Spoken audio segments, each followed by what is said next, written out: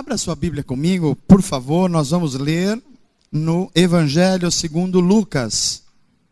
Evangelho segundo Lucas, no capítulo 1, capítulo de número 1.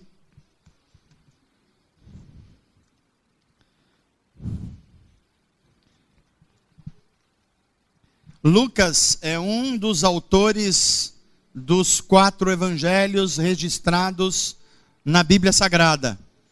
Na verdade, não são 4 evangelhos, mas são 4 olhares sobre o mesmo evangelho. Lucas tem um olhar mais voltado para o mundo grego da sua época, principalmente aquelas pessoas que tinham um pouco mais de acesso à informação no mundo da sua época. Lucas fala sobretudo para os gregos que procuram como viver a vida da melhor forma. Qual é o sentido da vida? Os gregos estão buscando isso e Lucas escreve o seu olhar sobre o evangelho para atingir essas pessoas. E é isso que nós vamos ler aqui. Lucas também é um dos discípulos de Paulo. É bom que quando a gente leia Lucas, a gente perceba a conexão entre esse evangelho e os escritos de Paulo apóstolo. Assim como Marcos era discípulo de Pedro, Lucas é discípulo de Paulo. Então muitos termos se aproximam. O modo como Lucas vê e escreve sobre Jesus, Paulo vai aprofundar nas suas cartas com a revelação que ele tem do Cristo ressurreto. Nós vamos ler no capítulo 1 a partir do verso de número 26. 26. Lucas 1, 26. Essa história que vamos ler é uma das mais belas histórias da Bíblia, cheias de significado para nós hoje. Cheia de significados. E eu espero que cada palavra daqui da Bíblia Sagrada toque o seu coração.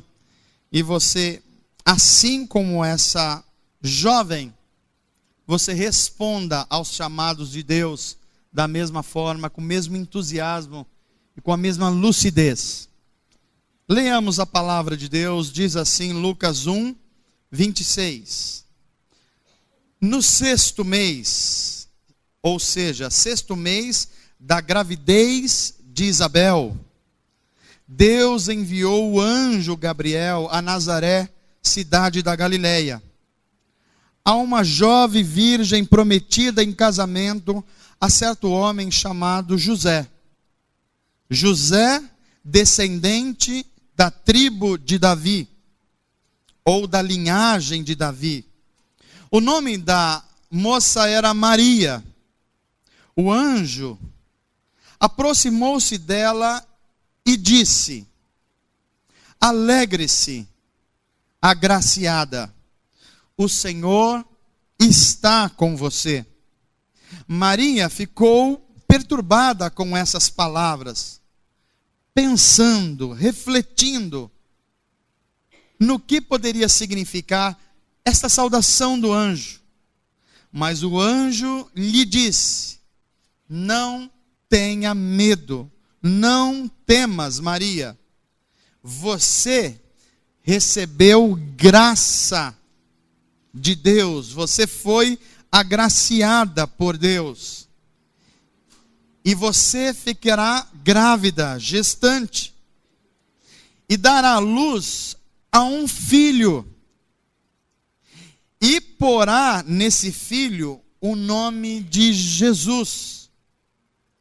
E esse menino será grande e será chamado Filho do Deus Altíssimo. Terá o caráter dele, terá o jeito dele, terá o poder dele. O Senhor Deus lhe dará o trono do seu pai Davi. E ele, o seu filho, reinará para sempre sobre o povo de Jacó. O seu reino jamais terá fim. Perguntou Maria ao anjo: como? Como isso poderá acontecer se eu sou virgem? E o anjo respondeu: o Espírito Santo virá sobre você, e o poder do Altíssimo a cobrirá com a sua sombra. A sombra do Altíssimo. Assim, aquele que há de nascer será chamado Santo, Filho de Deus. Também Isabel, a sua parenta, terá um filho já na velhice. Aquela que diziam ser estéril já está grávida e já está em seu 6º mês de gestação. Pois nada é impossível para Deus. Respondeu Maria: eu sou serva do Senhor, que aconteça comigo conforme a tua palavra. Então o anjo a deixou. Os versos seguintes: naqueles dias, Maria preparou-se e foi depressa para uma cidade da região montanhosa da Judeia, onde entrou na casa de Zacarias, o sacerdote, e saudou Isabel. Quando Isabel ouviu a saudação de Maria, o bebê de 6 meses no seu ventre agitou-se. Isabel ficou cheia do Espírito Santo e em alta voz exclamou: bendita é você, Maria, entre as mulheres, e bendito é o filho que você dará à luz. Mas porque sou tão agraciada ao ponto de me visitar a mãe do meu Senhor? Logo que a sua saudação chegou aos seus ouvidos, o bebê que está em meu ventre agitou-se de alegria, disse Isabel. Feliz é aquela que creu, que se cumprirá aquilo que o Senhor lhe diz. Os versos seguintes, ao invés de a gente ler, nós vamos cantar. O texto começa assim: minha alma engrandece ao Senhor. Isso é um cântico. Maria canta, e eu queria que você cantasse nesse momento, para que esse texto entrasse para dentro do seu coração e você percebesse o que é o poder de Deus agindo. Giz, vamos cantar?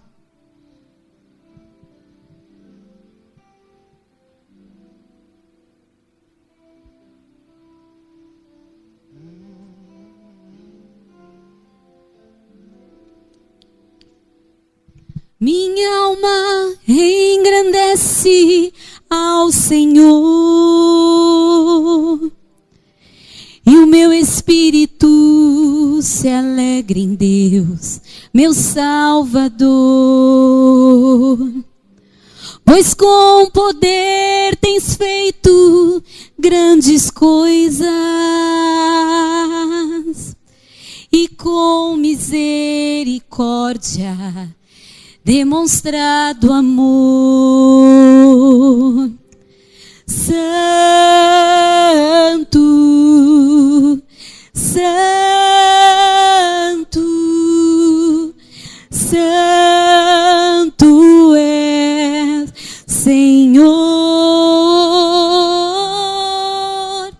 Santo,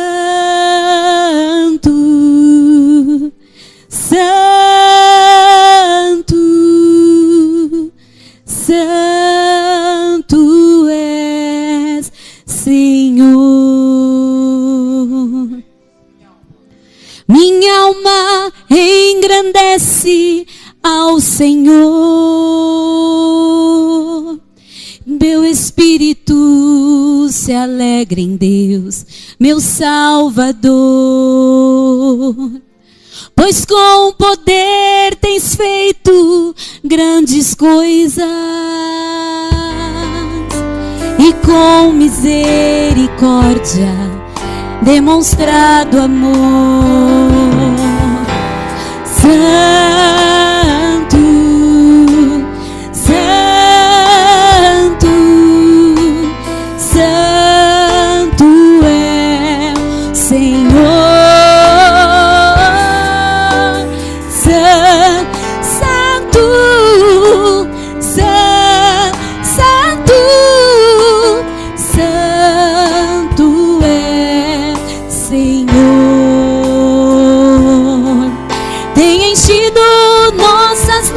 lâmpadas com o óleo do Espírito, e tens feito sua vide florescer. Tem enchido nossas lâmpadas com o óleo do Espírito, e tens feito sua vide florescer.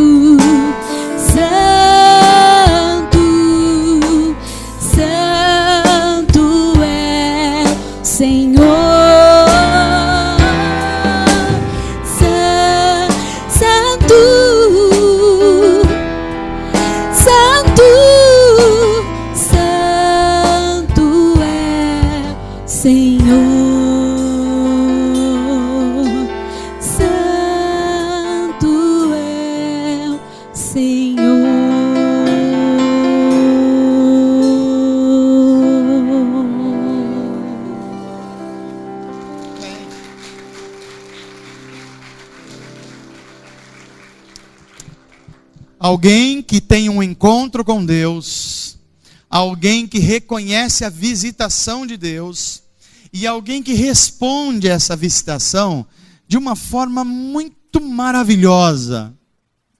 Veja só, meus amados, a Bíblia Sagrada é um livro que conta uma grande história, a história da redenção.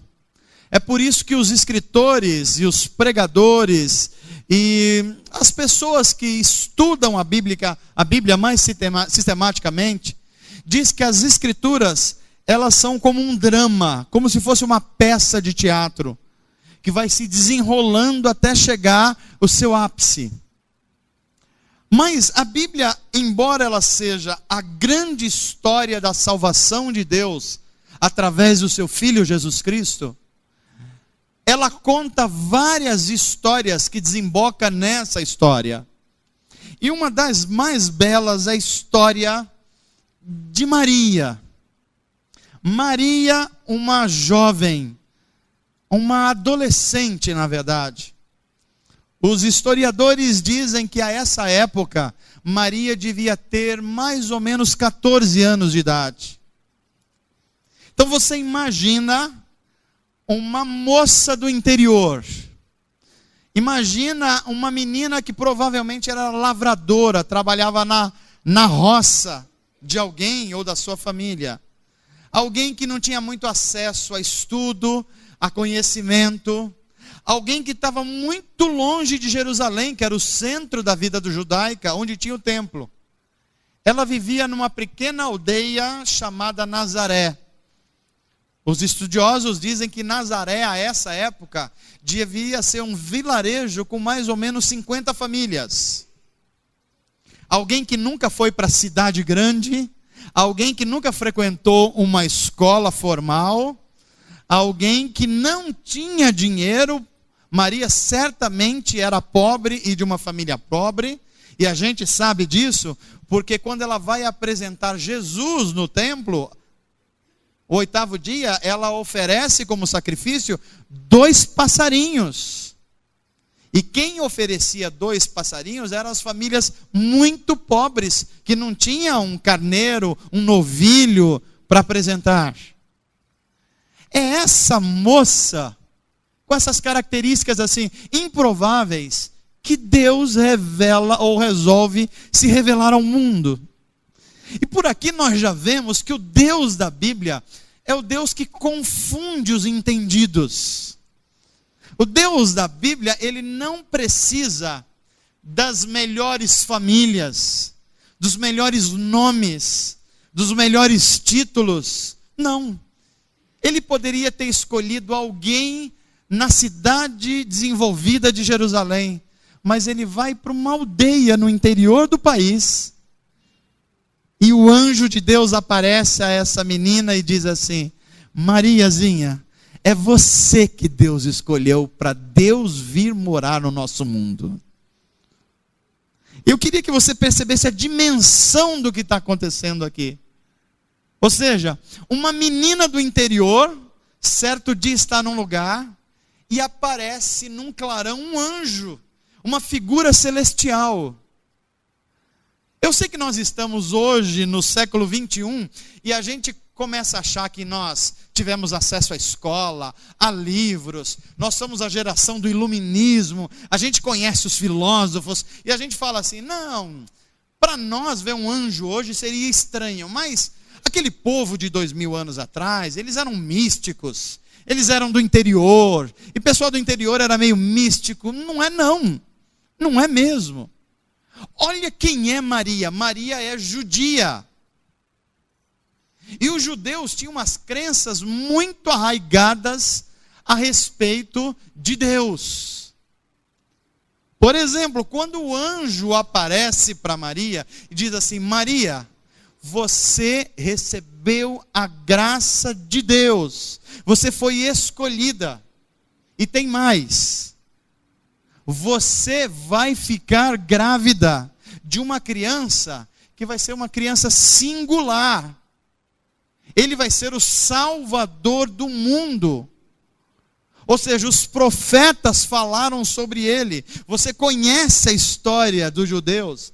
Sabe aquelas profecias para Davi, para Abraão, para Moisés? Pois é, Deus escolheu o seu ventre para essa criança vir ao mundo.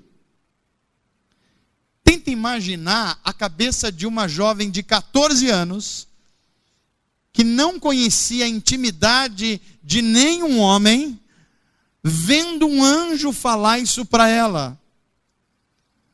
É tão difícil acreditar nisso, quanto você acreditar hoje, que você só é salvo por causa de que Cristo morreu na cruz por você. A mente moderna tem dificuldade de entender isso. Mas era a mesma dificuldade de Maria. Maria também tinha dificuldade de entender como. Eu ouvi isso há muito tempo, eu fui criado, os meus pais me falaram que um dia viria o Messias, mas eu estou imaginando que ele viria lá do centro de Jerusalém. Eu estou imaginando que ele vai vir de uma família de um sacerdote. Como é que o Senhor me escolheu aqui no interior de Israel, numa aldeiazinha que ninguém conhece? Meus irmãos, Nazaré era um vilarejo tão desconhecido do mundo da cidade grande, que uma vez disseram que Jesus vinha de Nazaré, e um homem chamado Natanael falou assim, como assim? Pode vir alguma coisa boa de Nazaré? Tenta imaginar, não sei que lugar que a gente poderia falar hoje. Por exemplo, se a gente estivesse pensando aqui, se um próximo presidente da República do Brasil, em 2028, se a gente pudesse pensar aqui, da onde viria alguém que tivesse boa ética, boa moral, inteligência, generosidade, da onde ele viria? Você acha que as pessoas diriam que ele viria da onde? Eles iam falar assim, provavelmente alguém que vai estudar na USP, não é verdade? Alguém bem nascido numa família, vem dos melhores bairros de São Paulo, é da família de um embaixador.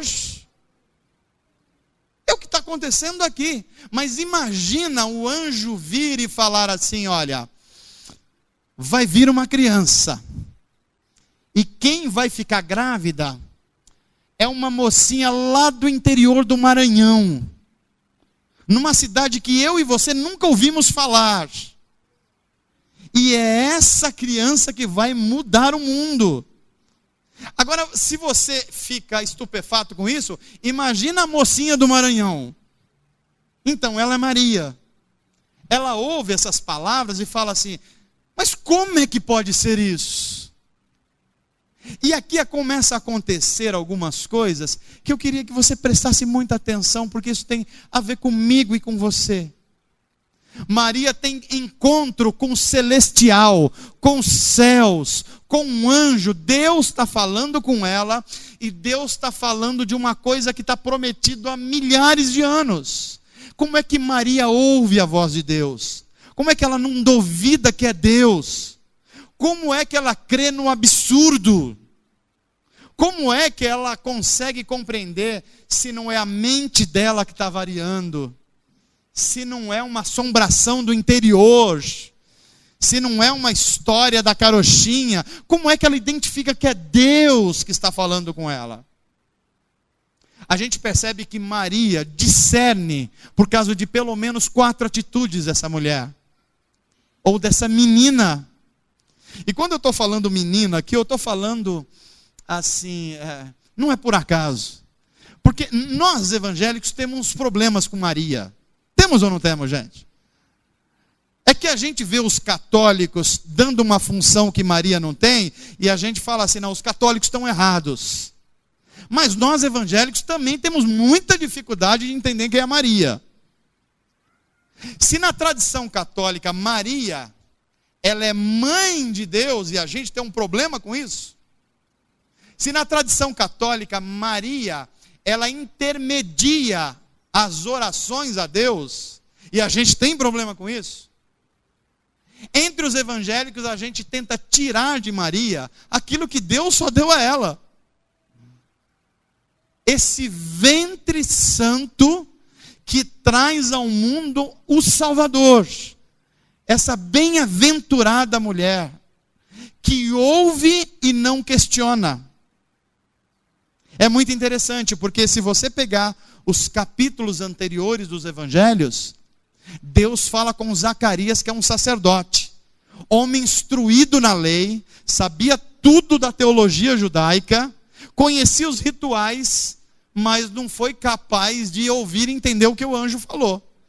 E para ele não fazer muita besteira, o anjo teve que deixar ele o quê? Mudo. Mudo, você vai ficar mudo, porque senão você vai fazer besteira, Zacarias. Só quando a criança nascer é que você vai voltar a falar, mas Maria não.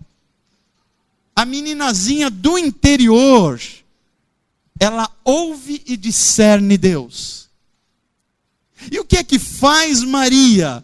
A primeira coisa que Maria faz, e isso me ensina muito sobre a minha fé pessoal. A primeira coisa que Maria faz é que Maria pensa, Maria reflete. Os primeiros versículos que a gente vê aqui, quando o anjo aparece para ela e começa a falar aquelas coisas difíceis. Maria, você é agraciada. Ela olha para o lado e fala assim, será que sou eu mesmo? É, você mesmo. Então, você vai ficar grávida. Ela falou, não, grávida não, eu tenho 14 anos. Não, é você mesmo. Então, vai nascer do teu ventre um ente santo. E ele vai ser aquele rei prometido da linhagem de Davi. É muita informação para Maria. E quando Maria ainda está tentando organizar o seu pensamento, o anjo fala para ela, então, ele vai ser rei, e o reinado dele nunca vai ter fim. Aí Maria, tenta imaginar você recebendo essa mensagem. Mas ela recebe. E aqui Maria ensina muito sobre uma espiritualidade saudável e viva. Porque ela começa, conforme o texto de Lucas, a pensar, a refletir. Isso mostra que a fé cristã não é uma fé amalucada, por assim dizer. Não é uma fé que você acredita em qualquer coisa. Não é uma fé que você não raciocina. A fé cristã não é uma fé que você não reflete, ao contrário. Porque Maria vê o sobrenatural, e vendo o sobrenatural, ela começa a refletir o que significava aquilo. Eu fico imaginando, se fosse no nosso tempo, um anjo aparecesse para uma das nossas irmãs com 15 anos de idade, provavelmente ela viria para o culto aqui do domingo à noite e falar, olha, eu tive encontro com um anjo e foi uma coisa do céu, a coisa pegou fogo, né? E o que aconteceu lá? Não entendi nada do que o anjo falou, mas eu vi o anjo, é o que importa. Não, Maria não faz isso não. Maria vê o anjo, é sobrenatural, mas ela começa a raciocinar, ela começa a refletir o que significa isso, que eu vou ter um filho. O que significa que eu terei um filho que é da linhagem de Davi, o rei. O que significa isso? Que ele terá um reinado que será eterno. Então isso chama a nossa atenção, que a verdadeira transformação de Deus começa na nossa mente. Começa a mente sendo transformada. Você só ouvirá Deus se a sua mente passar por transformação. Senão você, quando Deus falar com você, você vai achar que é um fantasma. Você vai achar que é impossível Deus falar com alguém tão insignificante como você, como Maria poderia pensar. Mas Deus fala. E Deus fala às pessoas mais simples. E quando Deus falar, você precisa entender e ter sensibilidade que é Deus falando com você. Amém, gente? Então a verdadeira fé é aquela que raciocina, é aquela que pensa. O que é que a verdadeira fé não é aquela que pega o Salmo 23 e começa a ler e diz assim: o Senhor é o meu pastor e nada me faltará. Aí sem pensar em nada diz assim: então nunca vai faltar nada para mim. Não, isso não é uma fé verdadeira. Isso é uma fé mística e que não encontra sustentáculo na própria palavra de Deus. Quando alguém ouve Deus falar, ele raciocina e diz assim: o que é que quer dizer esse nada me faltará no Salmo 23? E quando se começa a fazer isso, o Espírito de Deus continua a agir. E aí a gente vai entender que quando Deus é o nosso pastor, não é que eu não sentirei falta de tudo que eu quero. É que tudo aquilo que eu necessito, Ele será tudo para mim. Aí nós começamos a entender o que Maria começou a entender. Ela tem uma fé que pensa e que raciocina. Mas há uma segunda coisa que acontece com Maria, e que Maria faz, e que ensina muito para mim e para você. Além de pensar e raciocinar, Maria é alguém que faz perguntas sem rodeios. Maria não tem medo de perguntar. E a pergunta de Maria separa dois tipos de questionamento. Tem aquela pergunta que é uma pergunta egocêntrica. E tem aquela pergunta que é fruto da humildade que você não entendeu mesmo.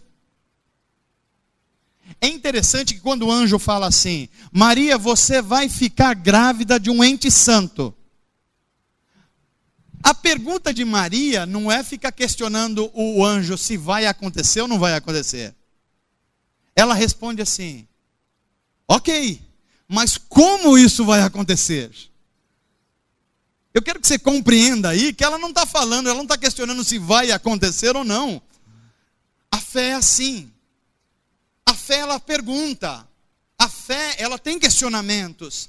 Há coisas que eu e você não entendemos. Há problemas pelas quais nós passamos na nossa vida que nós não entendemos. É verdade ou não é, gente?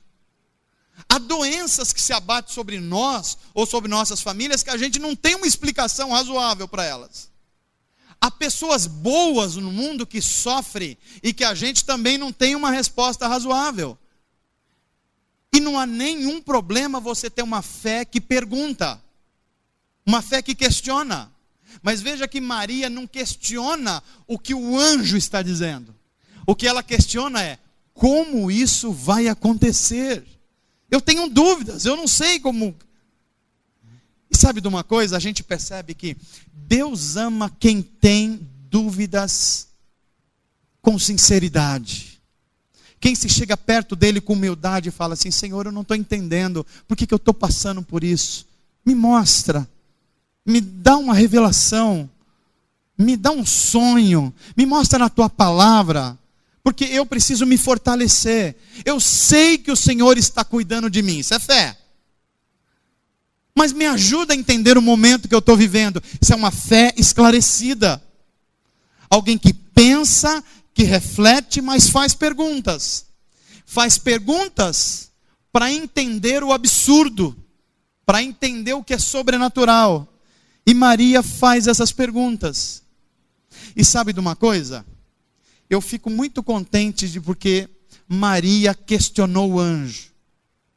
Porque é do questionamento do anjo que sai uma das afirmações mais maravilhosas da Bíblia Sagrada.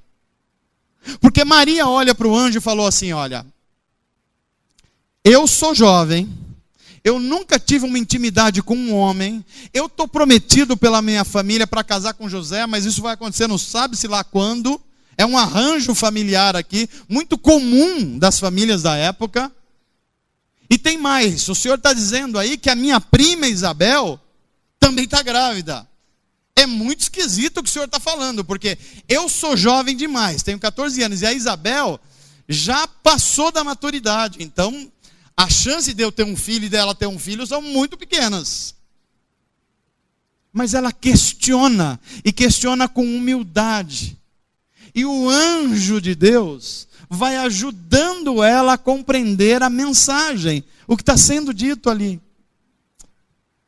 O que eu queria que você percebesse é, toda vez que você, mesmo confiando em Deus, mesmo sabendo que Deus está caminhando com você, você tiver dúvidas sinceras, coloque essas dúvidas diante de Deus.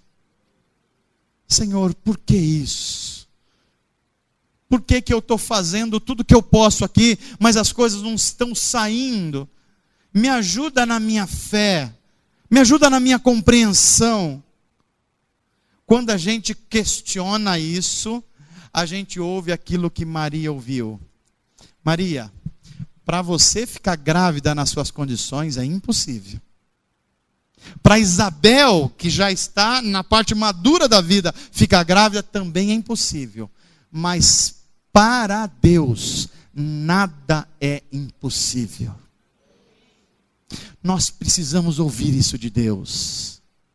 Nós precisamos ouvir isso diante dos nossos questionamentos, diante dos nossos medos, diante das nossas angústias. Pergunte a Deus, não tenha medo não. Ore, porque quando você tiver esse sentimento que é impossível para você, você vai ver o Espírito de Deus comunicar ao seu coração. É impossível para você, mas para Deus nada é impossível. Essa é Maria com 14 anos de idade. Alguém que pensa e reflete sobre o que Deus fala, e alguém que não tem medo de perguntar, porque a fé verdadeira é aquela fé que pergunta em humildade. Mas Maria não para aí.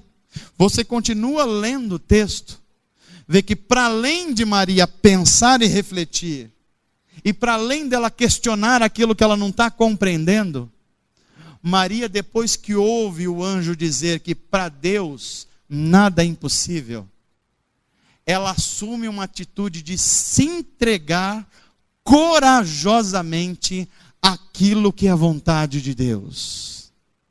E esse é o passo de fé que talvez seja mais desafiador para nós. Esse é o passo que muitos de nós têm medo de dar. Esse é o rompimento daquilo que nos impede de viver uma vida mais plena com Deus. É que a gente começa pelo lado contrário.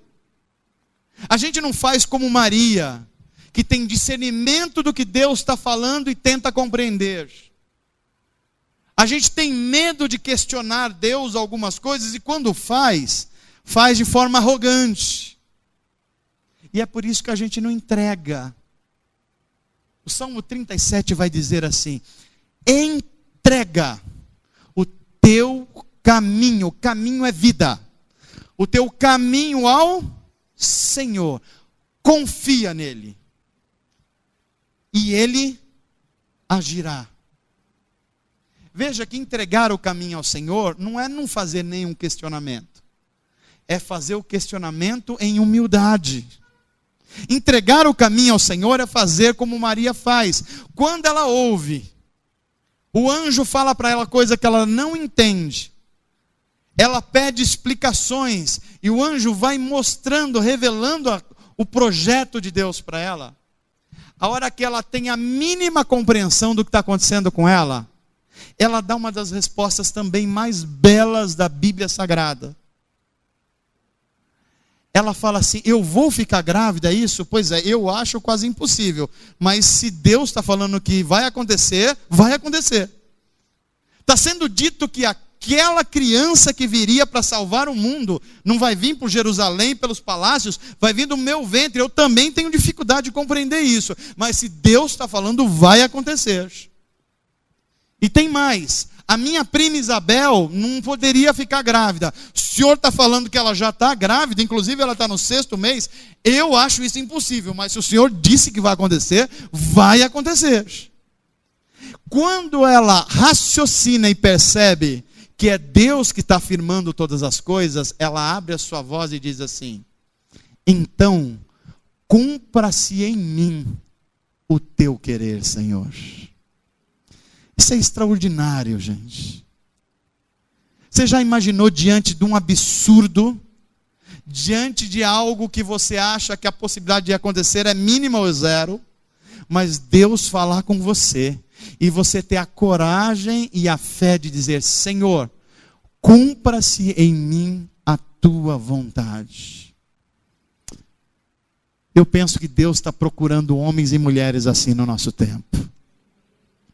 Gente a quem Deus está falando através das mensagens pregadas, falando através de sonhos, falando através de aconselhamentos, mas falta aquele passo de fé. Senhor, se o Senhor me chamou para essa vocação, se o Senhor me chamou para esse ministério, para essa missão, eu não tenho condições, eu nem estou vendo as condições, eu não tenho recursos, nem materiais, nem espirituais, mas se é o Senhor que está dizendo para ti, nada é impossível, então faz em mim o teu querer. Essa é Maria. O que me impressiona é que essa mulher tem uma história de vida, de uma fé extraordinária. Mas Maria nos mostra que uma fé, mesmo viva e extraordinária, ela não se mantém se ela ficar isolada. E essa é a 4ª atitude de Maria. Se a primeira é refletir sobre o que Deus está falando, se a segunda é questionar a Deus o que você não está entendendo, e perguntar mesmo, de forma aberta, com o coração aberto. Se a terceira posição de Maria é se jogar na vontade de Deus, a gente vai ver pelo texto bíblico que a 4ª atitude de Maria é uma atitude de alguém que, embora jovem, a fé já está madura. Porque as pessoas que querem ouvir Deus e discernir Deus faz o que Maria fez. E o que é que Maria fez? Maria procurou gente cheia do Espírito Santo para comunhão. O texto de Lucas é lindo porque diz que Maria, quando o anjo a deixa, ela atravessa Israel, porque ela está lá no norte, lá num lugar bem longe do centro de Jerusalém. Ela vem descendo, passa por toda a região da Samaria, passa pelo centro de Jerusalém, passa para a região onde é Tel Aviv hoje, vai descendo e vai até os confins da Judeia, lá no sul de Israel, lá numa região montanhosa, onde ninguém mora, mas mora a prima dela, Isabel. E quando Isabel vê Maria, acontece algo extraordinário, porque Isabel fala uma profecia para Maria, e ela diz assim: o que está acontecendo? Eu não sou digna de receber a mãe do meu Senhor. Qual Senhor, gente? Isabel sabia do quê? Isabel nem sabia que havia uma gravidez em Maria. Ela morava no extremo sul, e Maria no extremo norte. Mas gente cheia do Espírito Santo, Deus revela as coisas. Gente cheia do Espírito Santo está afinado com Deus, percebe as coisas, e ela percebe a graça em Maria. E quando ela percebe a graça em Maria, ela fala assim: Deus achou graça em mim também, porque a mãe do meu Senhor está vindo me visitar. Aí você pode falar: não, isso aí é uma mãe empolgada, uma mãe já na maturidade que está alegre com seu bebê. Então ela vê Maria, ela fica emocionada, então ela tem assim uns transes. Não é não, porque a Bíblia vai dizer que imediatamente quando Isabel fala isso, a criança começa a fazer uma festa dentro da barriga de Maria. uma celebração. A criança pula. Isso é Deus confirmando aquilo que nós precisamos entender pela fé. Uma fé, ela só está madura e só está genuína quando ela entende que a fé se desenvolve mais e mais num ambiente com comunhão de pessoas cheias do Espírito Santo de Deus. Sabe o que tem faltado para muitos de nós no nosso tempo? É escutar Deus como Maria escutou. É tentar em oração humilde questionar o que não entende. É entregar-se como Maria entregou, mesmo achando impossível para ela, mas sobretudo, é procurar andar em comunhão com gente cheia do Espírito Santo como Isabel. Quais são as pessoas que a gente tem procurado para aconselhamento? A sua vida tem sido dirigido a partir dos conselhos de quem? São pessoas cheias do Espírito Santo, como Isabel, que são capazes de reconhecer Deus, até quando Ele está no ventre da barriga de uma jovenzinha. Quem são as pessoas que estão influenciando a gente? Quando nós precisamos entender qual é o projeto de Deus na nossa vida, a quem nós estamos procurando? Ah, pastor, eu estou procurando um monte de gente inteligente que tem influência. Pois é, deixa eu dizer para você, as maiores coisas de Deus na Bíblia, não foi em ambiente de gente inteligente, não foi em ambiente de nobres, não foi em Jerusalém, não foi com gente conhecida da sociedade, foi com gente escondida do mundo, mas que Deus sabia quem eles eram.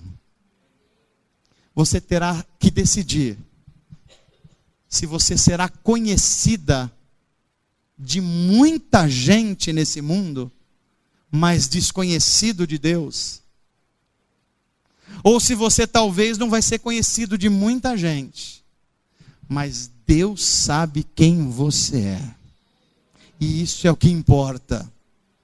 Deus sabe quem você é, e quando você orar a Ele, quando você buscar a Ele, o Espírito de Deus vai testificar em você: você é conhecido de Deus, você é um agraciado de Deus, Deus sabe o seu coração, Deus conhece você mesmo o mundo não te conhecendo. Mas quando a gente anda pelos caminhos de Maria, a gente precisa entender que andar com Deus é o maior projeto que o ser humano pode almejar. Viver para Deus e dizer: cumpra-se em mim a tua vontade, é a melhor coisa que um ser humano pode buscar. Mas ouvir a Deus e ser obediente a Ele, e ser um discípulo de Jesus, também vai ter custos para a nossa vida. E você vai precisar decidir isso. Maria foi uma jovenzinha que ouviu a Deus. Deus projetou em Maria a vinda de um Salvador. E ela é um dos seres humanos mais conhecidos do mundo em todas as épocas. Mas no momento da vida dela, ela teve que perceber que aquela profecia de Gênesis 3, que viria uma criança, e essa criança estava no ventre dela, que esmagaria a cabeça da serpente. A serpente era Satanás, mas a serpente ia ferir o calcanhar. A Bíblia estava falando que o filho de Maria iria para a cruz. A vitória viria sobre todos os poderes espirituais, mas viria não pelo poder político, mas pelo poder do sacrifício. É Deus se tornando gente simples, morrendo como um abandonado, porque Deus tinha um objetivo em mente. E eu queria que você percebesse isso. Deus amou tanto você como amou aquela Maria desconhecida. Ele amou tanto você, que ele desceu da sua glória, esvaziou-se da sua glória, para se tornar um ser humano absolutamente necessitado, e que viveria sob a dependência do Pai o tempo inteiro. Mas mais do que isso, Deus se tornou homem, Jesus de Nazaré, e através do ventre de Maria, para viver a dor que você sente. Pastor, eu estou me sentindo tão solitário ultimamente. Pois é, Jesus sabe o que é isso, porque ele sentiu solitário lá na cruz do Calvário. Pastor, eu estou à beira da depressão, eu estou com os pânicos, eu estou com medo das coisas, eu não quero sair de casa, eu estou assustado. Pois é, o Filho de Deus sabe o que é isso, porque lá no Getsemane, ele sentiu a agonia de morte. Pastor, eu não estou conseguindo perdoar, o meu coração está cheio de ressentimento, eu sei que isso não é bom, mas eu não consigo perdoar, porque alguém me ofendeu demais, e eu não consigo perdoar. Pois é, Jesus sabia disso, e ele foi capaz de orar pelos seus algozes, as pessoas que estavam promovendo a sua morte, diz assim: Pai, perdoa-os, eles não sabem o que estão fazendo. Sabe o que significa isso? Em vez de amaldiçoar alguém que fez mal para você, você precisa saber orar a oração de Jesus. Pai, não leve isso em conta. Eles não sabem o que estão fazendo, mas eu tenho o seu Espírito, o Senhor já se revelou a mim. A minha oração é que o coração dele ou dela seja transformado. Faz dela e dele uma pessoa boa também. Que o sangue de Jesus limpe os seus pecados. Deus se fez um de nós, para que o nosso sofrimento fosse conhecido dele. É por isso que o autor aos Hebreus, e eu já parto para o final da minha mensagem, vai dizer assim: nós não temos um sacerdote que não conheça as nossas dores. Nós não temos um Deus que fica longe de nós, não, pelo contrário. Ele sabe o que é solidão, ele sabe o que é depressão, ele sabe o que é abandono, ele sabe o que é tristeza, ele sabe o que é orar e o Pai ficar em silêncio como eu e você oramos. Ele sabe tudo o que é isso. Mas a Bíblia diz que ele se colocou à direita de Deus e ele intercede por nós. Uma das coisas que quando eu aprendi na Bíblia Sagrada, eu fiquei tão contente, que isso me fez descansar, é que eu aprendi que a Bíblia Sagrada me mostra que eu tenho 2 advogados, e os 2 melhores. Sabe quando eu cometo faltas, e não são poucas? Sabe quando a minha mente não está totalmente em Deus, e isso acontece? Sabe quando eu peco e sei que peco, e eu falo assim: Senhor, eu não sei como o Senhor tem paciência comigo. Aí eu sou lembrado que a Bíblia vai dizer que tem Jesus Cristo lá diante do Pai. E ele fala assim: Pai, eu sei o que ele passou. Eu passei pelas mesmas tentações, pelas mesmas dificuldades, e eu fui à cruz por causa dele. Perdoa ele, Pai. Não é demais ter um advogado assim? Mas você tem um outro advogado ainda. Porque Jesus disse que quando ele fosse, ele mandaria um outro consolador, que é um advogado também. E a Bíblia diz que quando nós estamos muito doloridos, muito problemáticos, sem voz, sem ânimo para orar, e a gente nem sabe orar, esse advogado entra em cena. Quando a gente não consegue orar, o Espírito de Deus intercede por nós, com gemidos lá da alma inexprimíveis. Não é demais isso? Então, por que é que você está se sentindo culpado ainda? Por que você está se sentindo sozinho ainda? Você precisa descobrir essa fé de Maria. Uma fé que quando Deus fala, mesmo que você ache absurdo, mas é Deus que está falando. Aquilo que é impossível para você, para Deus todas as coisas são possíveis. Amém, gente? Eu oro para que o Espírito de Deus continue renovando você, fortalecendo você. E quando você estiver em fidelidade a Deus, passando por adversidades, você vai se lembrar que o Filho de Deus também passou por isso. Em tudo ele foi tentado, mas Deus o sustentou em justiça. E ele disse assim: no mundo vocês terão aborrecimento, terão aflições, terão frustrações, os políticos vão roubar, a saúde não vai funcionar, você será traído por pessoas que você ama, no mundo você terá aflições, as coisas não vão funcionar do jeito que você acha, do jeito que você projetou, você terá aflição, mas tenham bom ânimo. E por quê, gente? Porque lá na cruz Jesus Cristo comprou essa vitória, e Ele está intercedendo lá diante do Pai. Quando Satanás nos acusa, olha só o que ele fez, olha o que ele pensou, olha como ele não está sendo fiel. Aí Jesus aparece e fala: Pai, mas a minha vida foi dada por Ele, Ele está coberto pelo meu sangue, o Espírito de Deus está cuidando dele, e é por isso que a gente tem que se levantar e dizer como Maria disse: Senhor, eu não entendo o que está acontecendo, eu não entendo as minhas provações, eu não entendo porque eu estou passando por essa enfermidade, eu não estou entendendo porque as coisas estão desse jeito, mas o Senhor disse que para ti nada seria impossível. Então, Pai, cumpra-se em mim a tua vontade. Você é capaz de dizer isso essa noite? Se você puder, levante a sua mão comigo e diga assim: Pai, obrigado pela tua palavra. Obrigado pela vida de Maria, pelos grandes exemplos de fé dela. Me ajuda a ter essa fé também. Uma fé de quem ouve Deus, e mesmo não entendendo tudo, confia que para Deus tudo é possível.